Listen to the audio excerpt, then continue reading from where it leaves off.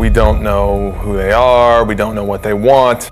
Aliens invading the Earth and the Earth's last stand. What we do know is that they're taking people.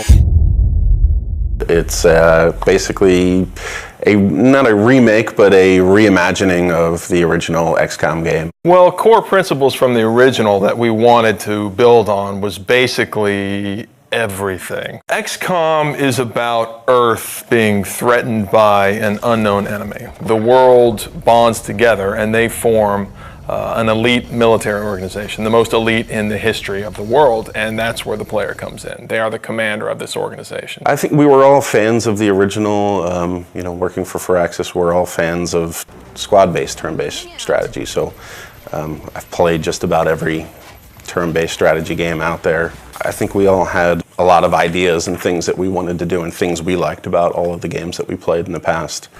Just really finding the fun things and eliminating the things that we didn't really care so much for. So we start with the original game and we play it and we say, okay, well, we find that new players or even us old diehards, like we find this concept, we can improve this a little bit. And one of the first things we looked at was time units. And the idea was that your soldiers had a certain number of time units to move around the battlefield, to perform abilities, take shots and things like that.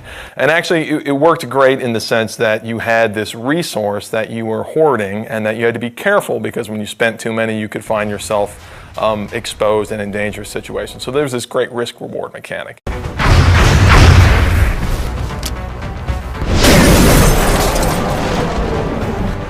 We said, okay, how can we simplify that and sort of free up all that headspace that takes up in the player's head? We sort of turned the time units into a simplified version where the player has a number of moves that they can perform per turn, and they can choose to move, they can choose to move and shoot, they can choose to move really far, and then based on different abilities their soldiers have, maybe they can use those abilities to do different things. But it still has that great risk-reward mechanic. Look, I need to run really far this time, but when you do that, you're always taking the cost that you're not going to be able to shoot, and then you're going to find yourself in a difficult tactical position.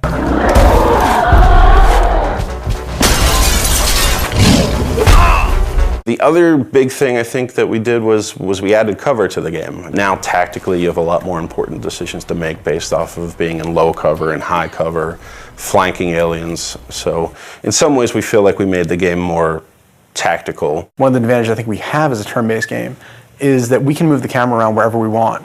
If you're making a game that has real-time response, players get really upset when you take control away from them. Well, we do that every other turn. There's been a very cinematic approach to the game that we're making now that wasn't available then, simply because we can move the camera around and take advantage of the fact that we have a 3D game. We're still leveraging the 3D and the tech that we have available now to make it a much more compelling experience, I think, visually, than they were able to do back then. The Glamcam was our way of kind of making a turn-based strategy game sexy. It was a way for us to take the camera and put it in the environment in a way that kind of got you out of the normal gameplay mode, but let you see things a little clearer and a little more up close and feel like you're a little more part of the action.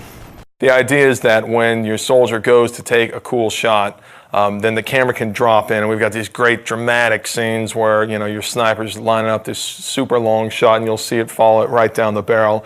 And what that does is it allows a little more of an intimate connection between you and your soldiers. And of course it increases the drama of the actual combat. And the Glamcam is a great way to do that. That's just one of the ways that we sort of get the camera down there so the player can sort of see combat from their soldier's perspective. The base was a really unique challenge for us to design. When we started on it, it was flat and more like a level in the game. And we really wanted to have base building, but we ran into some really difficult challenges on it being flat and working more like a level. And at a certain point, a couple of my guys had come in and they said, you know what, we keep talking about this as an ant farm. Why don't we make it like an ant farm? It is very much, the G.I. Joe base that the kid down the street had that you didn't have, that you got to play with every once in a while if you went to his house.